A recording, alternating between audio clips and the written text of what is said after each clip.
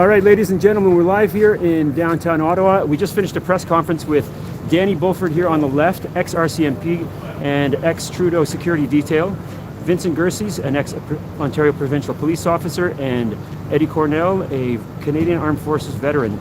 The press conference was interrupted by the mainstream media, who again was trying to run their narrative that this is an unsafe event for children being in positions where they may need to be taken by child services and whatnot. And the scrum was promptly ended then. But we just wanted to ask two big questions. Is this a fear tactic by the Ottawa Police, or is there something for the public to worry about, as well as the participants of Freedom Convoy 2022? Are you referring to the most recent document, the notification that's been handed out to the truckers? Yes.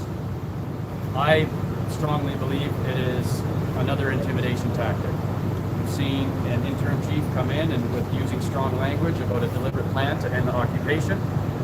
And it's the same pattern we've seen over and over and over again. They ramp up the rhetoric about enforcement action, and they use the strong language to describe, derogatory language to describe the truckers and the supporters.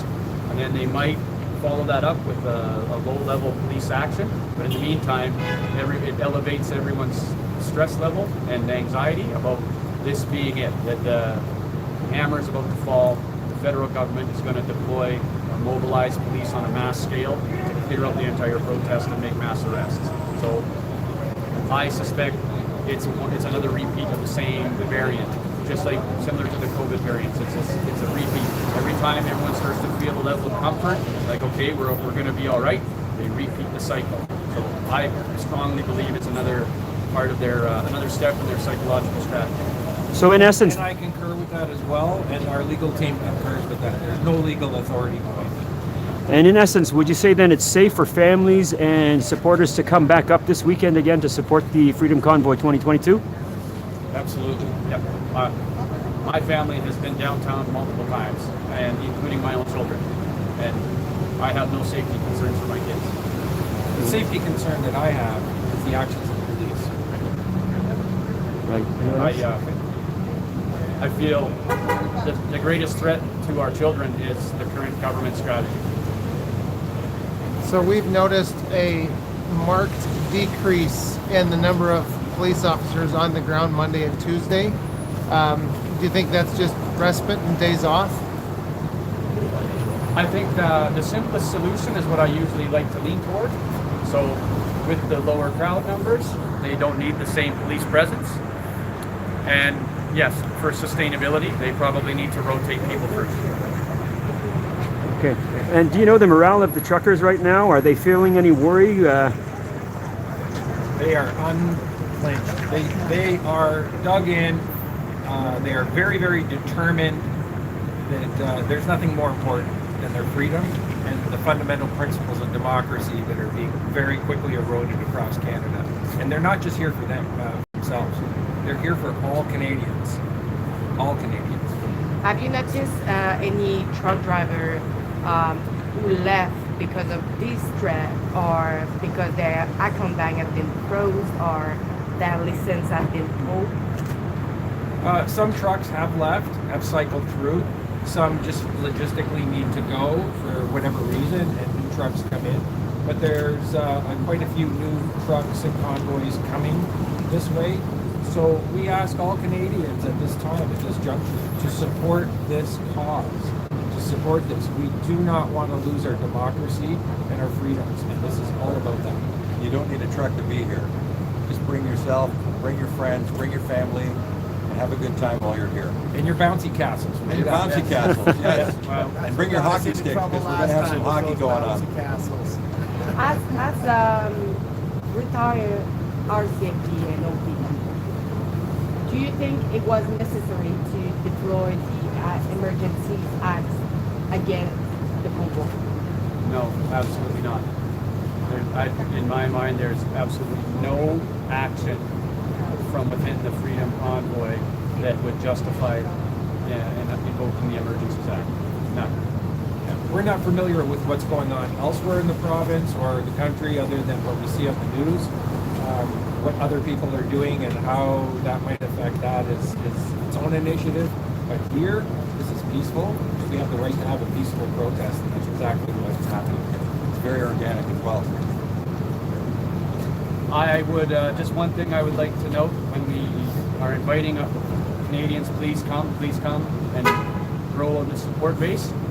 We've seen overwhelmingly the case has been like, thank you truckers, which absolutely we all agree with. We are all, I will forever be grateful for what they have done. Now, I'm going to ask, bring signs asking the police to stand up for Canadian rights and freedoms, because that, if the enforcement arm stands up for Canadian rights and freedom, this is over. What is your biggest fear that what's going on, like with all the threat? What is your biggest fear for the future that's coming up for here? Is it the violence? Is it the confrontation? What it is?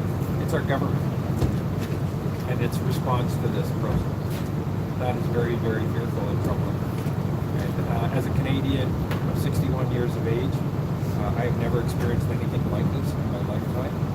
My parents came to this country because they lost their country from another country that invaded it during the Second World War. And the stories they told me are similar to what I'm seeing happening here now. I remember those stories, and that's what makes me scared. Do you have any ideas about the police here who are working on the ground, on the streets with the truckers? I mean, they're seeing the bouncy castles, they're seeing revelers. It's like World Cup has been won by Team Canada and Canada Day mixed together. So do you think any of them are waking up and realizing, hey, the narrative, the government is pulling something over our eyes? Yes, I know they are. Yes. I know that they are. They tell us every day. The police that are here, I speak to quite a few of them walking around and speaking to officers that are on duty, and they don't like what's happening either. And they, are supportive of what the truckers do. In fact, they've been some of the best information sources that we've been able to get. So it's great. So they're Thank them helping. very much for helping us. So they're helping to shift this narrative now, and then as well support the movement from the inside, is what you're saying? I can't speak on their behalf, but I think it's exceptionally difficult for them to speak out in their environment. The final straw for them is really retiring early or just quitting the department, and that has been happening. My conversations with police on the ground are very supportive of us. Again, they can't speak out. But keep in mind, it's not just police and military vets that are here helping out. You have people from all walks of life across Canada that are here that are making a change in effect. Professionals, just salt of the earth people who are coming here and supporting this. That's what it takes. It takes all Canadians to come together to make this change. Don't leave it up to us. We need you. We've asked for you to come. Please come. And when you come, don't just come on weekends, come midweek, sort of spread it out. And we thank you. We thank you all from the bottom of our hearts for all the contributions that they've done. Thank you guys too. I'd just like to finish off with anyone who's been watching the news, like the mainstream media, and they think that what is happening here is that we're violent and we're bullying. It's absolutely false. Come down and see for yourself. You will never find a greater diversity and more welcoming crowd. It's more joyful than Canada Day, and I've worked every Canada Day for the last 8 years. So thank you. Thank you. Thank you. Thank you. Thanks very much.